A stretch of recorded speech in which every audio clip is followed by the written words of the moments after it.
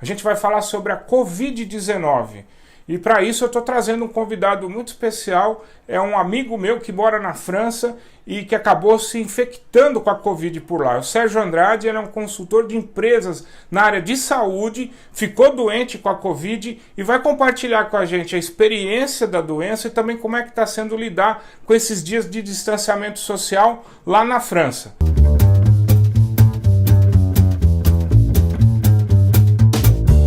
Essa introdução é curiosa, né? Eu sou um profissional da área de saúde, sou farmacêutico, bioquímico, moro na França há 2 anos e meio.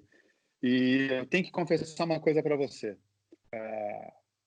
Quando começou essa história de Covid lá na China, e aí eu ficava acompanhando e vendo aquela construção de hospitais, etc., eu falava, meu, loucura essa China, né?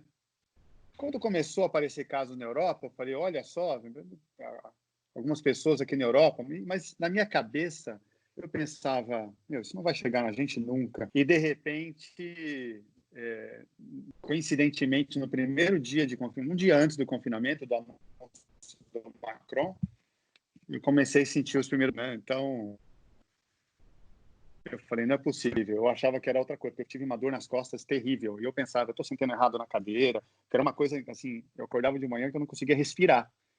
E eu falava para minha esposa, eu devo estar sentando errado, né? Muito tempo sentado, trabalhando sentado, não estou fazendo exercício, estou parado e tal.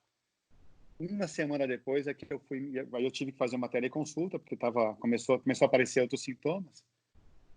E aí na teleconsulta a médica falou, ó, suspeita de coronavírus, vamos acompanhar.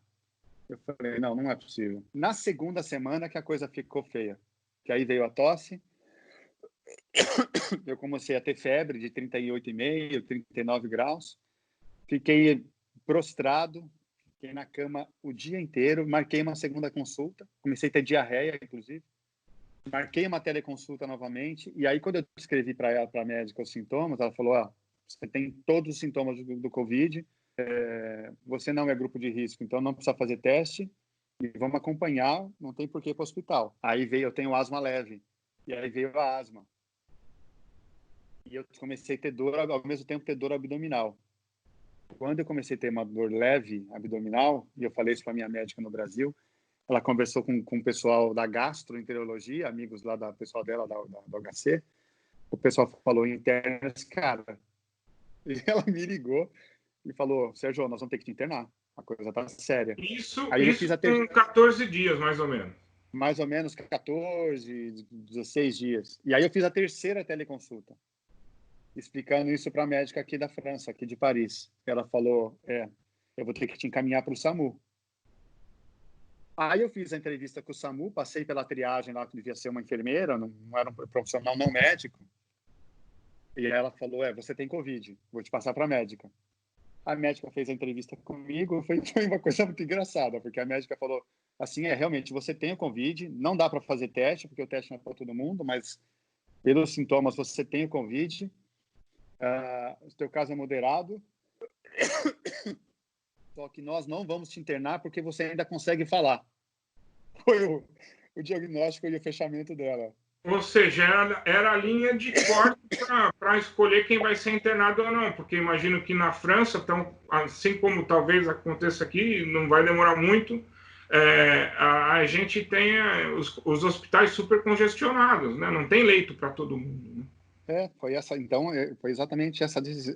Ela não explicou, mas eu compreendi que era isso, ou seja, como eu conseguia conversar com ela, explicar o que eu estava sentindo, etc., ela entendeu que a minha dor abdominal era leve, ela entendeu que eu não era um caso grave e não precisava de internação. Por exemplo, não estava precisando, o pessoal não tá morrendo por diarreia, mas estão morrendo por complicação respiratória. E ela entendeu que eu não era uma pessoa que precisaria de um aparelho, né, e precisaria de recursos de um hospital. E fiquei em casa, fiquei num dilema. Eu falei, se eu for para o hospital, pode ser que eu não saia. E eu começo a passar um monte de coisa na cabeça, né? Apesar de eu ser um atleta, né? Como diz o nosso presidente, né?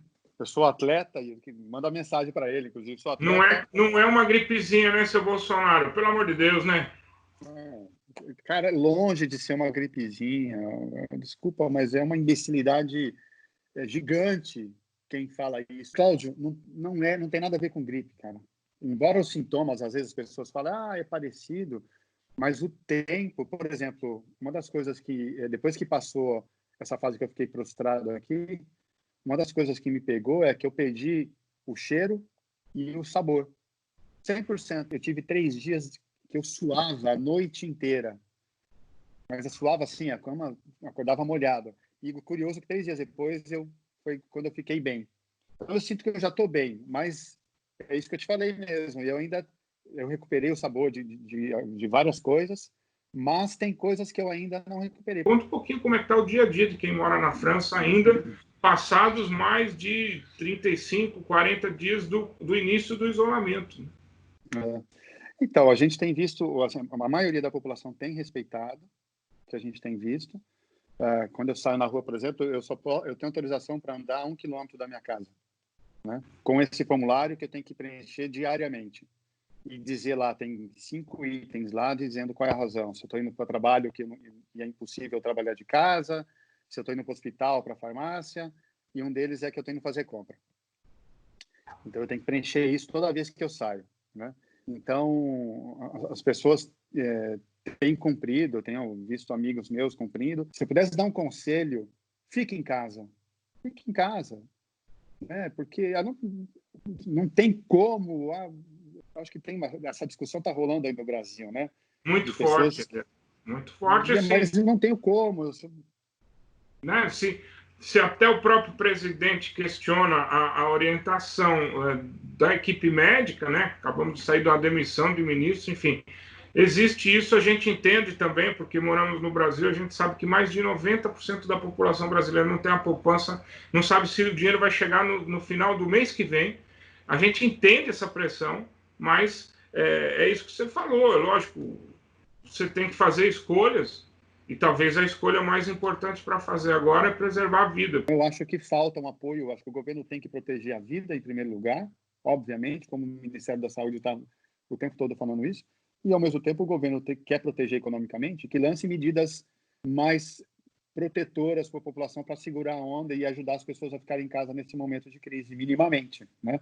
Tem bons exemplos aí. Se você puder ficar em casa, você tem que se resguardar para superar esse momento, para poder permitir que as pessoas que realmente não possam ficar em casa, elas tenham acesso ao tratamento para ter uma chance maior de sobreviver. Você teve aí, a gente sabe que não foi fácil, mas você ainda conseguiu se recuperar em casa, mas para as pessoas que têm uma condição mais fragilizada do ponto de vista de saúde, para que essas pessoas tenham acesso aos leitos de hospitais e tenham uma chance de se recuperar, né? Eu não sou especialista da área de saúde, o especialista aqui é você, mas a gente tem toda uma equipe de médicos, de enfermeiros, de profissionais da saúde que estão lá na linha de frente, estão se infectando e também tem que se cuidar para se recuperar, para poder continuar cuidando das pessoas.